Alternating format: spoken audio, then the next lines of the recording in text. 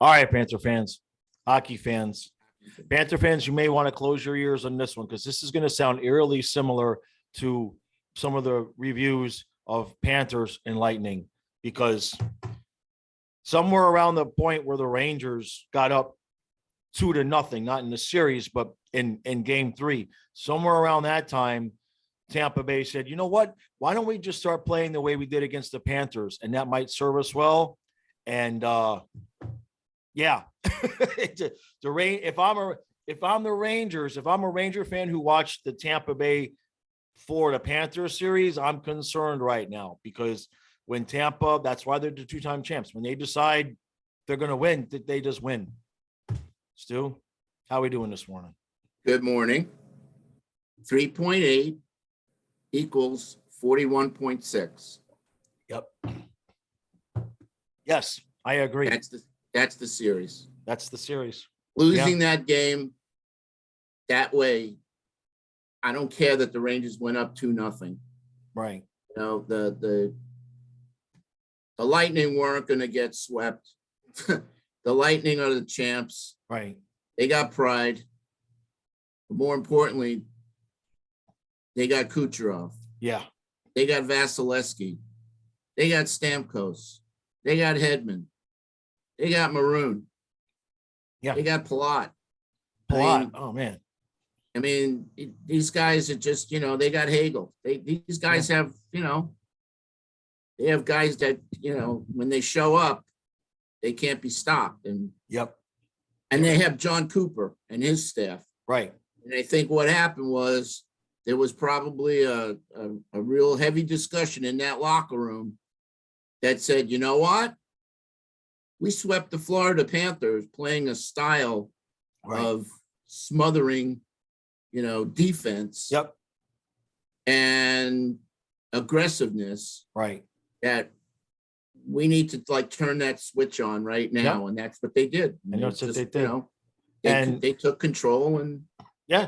No, look. And Shesterkin all of a sudden is not making the saves he was making.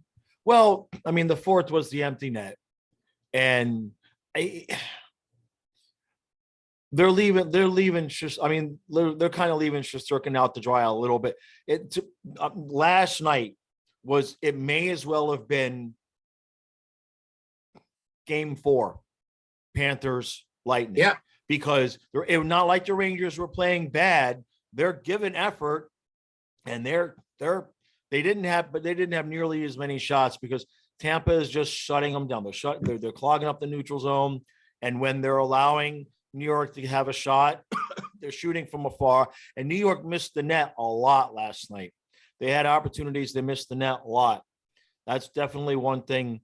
You can tell they're uncomfortable. You can tell the Rangers are uncomfortable. And oh yeah, their confidence level went out the window. Right. And it's interesting because before the series, that was my biggest question was Tampa going to figure they could play run and gun against the Rangers, or were they going to employ what they did against us?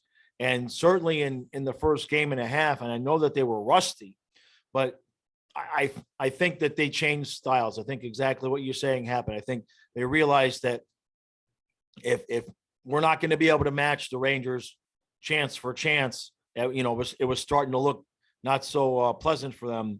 And they just immediately started playing that lockdown defense, and they're getting in tighter. It's getting tighter and tighter and tighter. It's getting more and more difficult for the Rangers. I mean, they get the one last night on the power play at the end. And before we forget, the Vetrano and Hagel fight was a good fight. Hagel's helmet ends up knocked off, and Vetrano was starting to win the fight, and then Hagel landed some punches, albeit to his helmet. But it was an interesting fight because you don't know, Vetrano is not really a fighter, and he was trying to get, they were trying to get something going any way that they could. But and after the recap number 2, I said, please, Ranger fans, please don't fall for this, because at that point, the only thing they had was a head start. And I think it was in a review think it was in our review, somebody commented, basically their comment was that, watch, Tampa's going to win the next 4 straight. And I kind of came back and said, well, I'm going to respond here so I can come back and, and chirp a little bit when the Rangers win in 7. Right now, if right now I'm getting ready to probably have to say, yeah, you were right. Look, Yeah. and somebody sent in the comments for this recap. We're going to know everything about the rest of this series in the first 5 to 10 minutes of Game 5. And I agree. The Rangers are going to have to step it up. We bitched and complained, and we said the Panthers didn't show up and they got out coached. It's like, well, Gallant, here's your moment. Here's your moment, because right now, you had the first wave in your favor, and now John Cooper has countered your moves, and now what do you got, Gallant? Because you're not going to win if you keep playing the same style that you're playing right now. You're going to have to make adjustments. Well, the major adjustment that they have to make is they have to stop Kucherov. I've been saying it in every video. Everything goes through Kucherov in the critical moments of the game. That guy, obviously, his breakaway, eventually we knew that he was going to score one. Right. And he always seems to score one in those important moments. And, he's a game changer. Right. It's interesting because I criticized Trouba in the previous game for taking the penalties instead of letting the shooter go in on Shesterkin. And last night, Kucherov came in on Shesterkin, and it was not a good goal. But from when I saw the replay, Shesterkin lifted up. Shesterkin was cheating, thinking they were going to lift the puck, and then Kucherov saw that, and he just slid it right along the ice, basically. And Shesterkin went up, and before he could get back down, the puck was past him. Yeah, that's a great player. Yeah. I mean, I've never taken anything away from Kucherov and his talent. Right.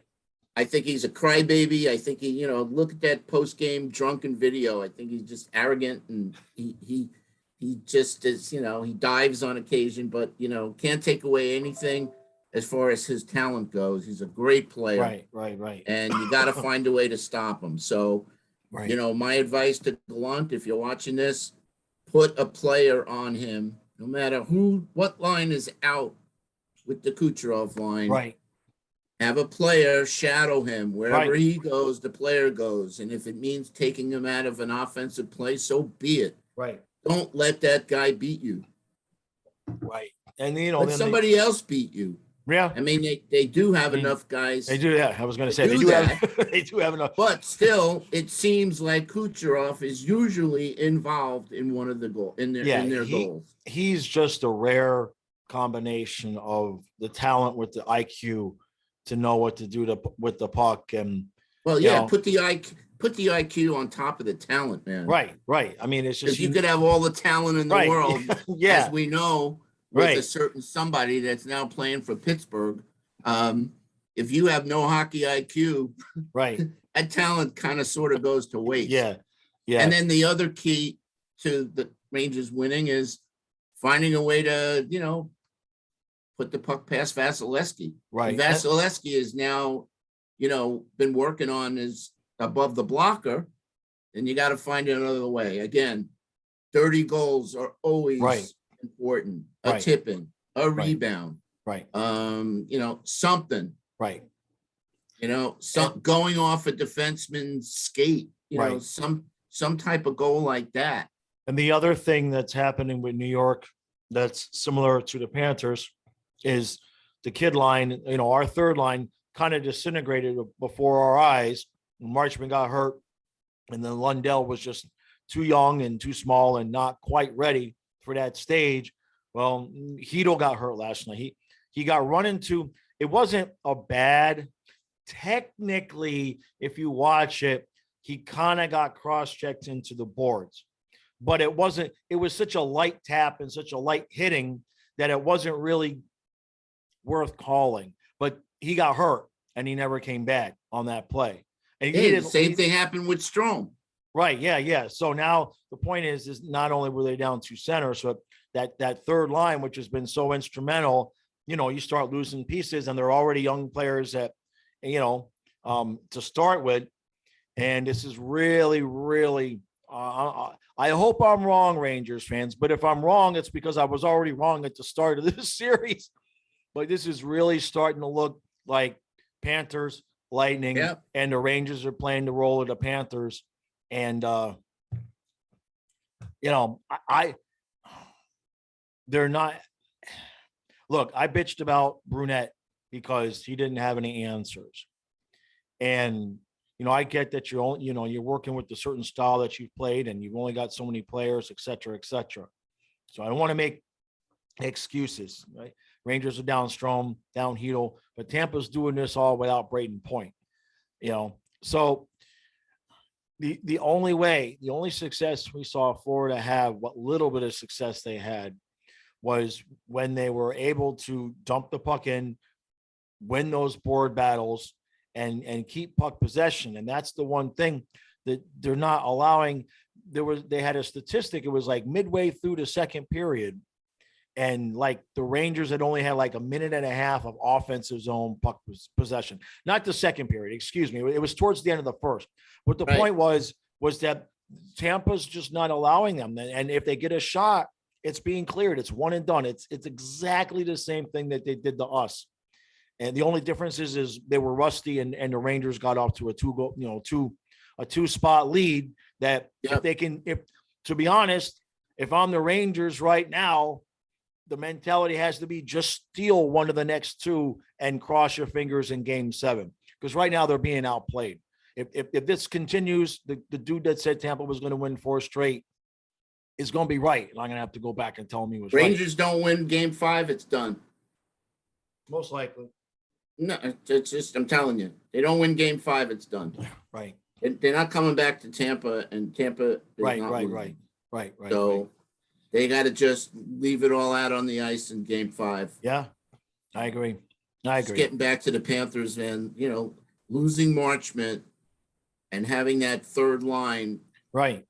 Because there were many games when the first line, Barkov's line, wasn't doing squat, and the Bennett line, but the third line was driving things. 2 goals, 3 goals, and right. Those guys, Lundell, Reinhart, and Marchment were cruising. Right. We were saying they're the best third line in the league. Yeah. Yeah. And when Marchment went out, that was a big, big blow for us, because it took another, Yeah, well, it started a cascade. Just a big element out of our, out of our arsenal. Right. But so we shall see. They're at home. They're at the Garden. Right. The place is going to be jumping. Like you say, the first 10 minutes of the game are going to be an indicator of, how that game's going to go. But by the same token, Rangers were up 2-0 and they blew that lead. Yeah. Power plays, man. They just, Well, they had, last night they didn't have a power play to the end of the game. Right. And even when they did get the power play, it was, I forget all the details, but the long and the story short of it was, in 1 second, I'm thinking that should be a Ranger power play for longer. And instead they called some other penalty against the Rangers.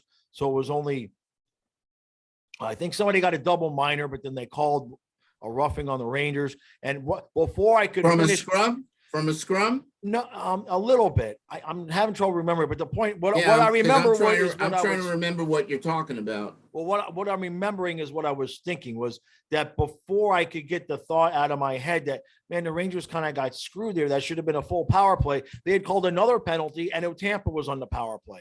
So it just got all convoluted there at the end. The Rangers did not have like a clean, we have a 2-minute power play, and that's it. The whole game, they didn't have it. And you've got to work. I said it in recap. They're going to have to work harder, because the referees are not going to give them, they're just not going to give them the calls. The referees suck. The referees don't see that in those scrums specifically, Tampa gets away with, again, punching, cross-checking, slashing. They get away with all that shit in the scrums. Now I'm and they remembering. goad the Rangers into taking a retaliatory penalty because Well, it's interesting. these guys are not just going to, take punches to the head. They're going to, Right. And that's Right. it. I mean, that's what Tampa does. So it negates the power play. Yeah, it wasn't a scrum. What it was I forget the Ranger player, but Sergachev got called for, believe it was holding behind the net. And the Ranger player gave Sergachev the tiniest, teeniest, littlest love tap with his stick that you ever wanted to see, right? And Sergachev just wound up and whacked the guy in the leg. So they gave Sergachev 2 minutes, the original holding, and 2 minutes for the for the slashing because you couldn't ignore it. But then they also gave the Ranger guy 2 minutes for slashing for the love tap. You got to skate away. Right. So I'm just speaking in general terms because I saw that happening a couple of games ago where, it started again. And obviously they did that to us last year and we shot ourselves in the foot. They did it somewhat this year as well, but that's their modus operandi, Right. Well, it's like I said to somebody on the stream last night, if they're going to do it and win and the refs are going to allow it, they're going to keep doing it. Why would they stop? Exactly. They still win the cup, right? And that's why I'm coming out and saying the refs suck. Right. Because they could put an end to it right then and there. As soon as that stuff happens. Right. Give a guy a 2 minute and a misconduct. Well, that's going to send a message. Yeah. I'm just not so sure. We're not putting up with that shit tonight. Right. But they don't do it. No. Time and time again, they don't do it. Right. So it's very frustrating for me watching the game on TV, screaming at the TV, effing refs, man. Right. Get some balls and make a ballsy call. Right. And send whoever, Sergachev is a perfect example of a guy that does that. Right. McDonough's another one. Right. McDonough gets away with that stuff all the time. Right. How about the other night? I forget what game it was. Was it game 3? No, it might have been game 2, where McDonough, there was something going on in front, and McDonough totally interfered with the Ranger guy and threw him into the fucking net. Yeah, totally crushed him. Yeah. And dislodged the net. Right. No call. Blatant. In front of the referee. Right. So, the referees have such a big impact on a series, on a game. And if they're not right on making the right calls. Well, it's just so subjective. Like last night, it wasn't as blatant and it wasn't as hard. But for Toronto, kind of did the same thing and ran right into Vasilevsky. Like I said, it wasn't as blatant or as hard, and Vasilevsky didn't get knocked down. But if you're a Tampa fan and you're losing that game, when Vetrano does that, you're probably screaming that it should have been goalie interference, even though nothing happened. It's one of those things where if the ref wants to call it, it could have been called. You know what I mean? And that the point there is that it's just like, not only is it subjective, not only is it randomly subjective, but it's so inconsistent that from period to period and team to team, you don't know. That's the key word right there. It's inconsistent. And another thing is they buy into these players' embellishment. Yeah, a little bit. Yeah. Like you said, somebody remember when Duclair gave Kucherov that little stick tap on his skate last year? Yeah. Kucherov went down like he got shot. I know. And they called it. So right. Yeah. Well, Anyway, you gotta, whatever. You gotta play above that. You just have to. Yeah, you have to. Try and just control your, be disciplined. Right. And play your game and stay out of the stuff. Right. Because we know it's going to happen, especially now. Well, you watch tomorrow.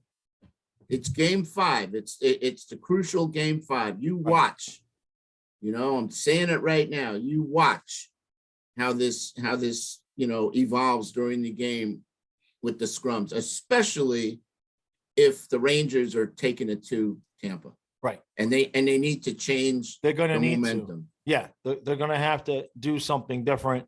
And obviously the first question for Gallant is, well, how's Strome? How's Hedo? What players do I have? I think when Hedo went down, I believe I heard they moved Toronto down to center one of the lines, because at that point now they're down 2 centers.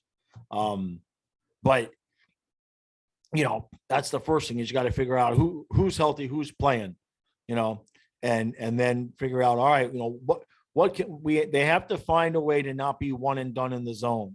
And they may have to activate their defensemen just a little bit and cheat just a little bit. And I know that's risky, right? But that's when you need Shesterkin to be like, look, dude, there might be a breakaway or 3. We're going to need you, because that may be the only way that they're going to be able to keep the puck in the zone heavy like that. Because it's not like when Tampa's clearing it, they're not like blasting it down the ice. They're kind of sending it softly down the ice. But when the camera pans, the 2 Ranger defensemen are already in the zone. They're not even at center ice. They're just sitting back there with Shesterkin waiting. And I don't think they're going to win this series doing it. They're going to have to be more aggressive. They're going to have to get the blue line activated. Absolutely. And Shesterkin's got to play out of his mind. Right. He has to have his best game. And because Tampa, that's how Tampa plays. Tampa plays basically like, well, if we screw up, we know Vasilevsky's got our ass. And then he does.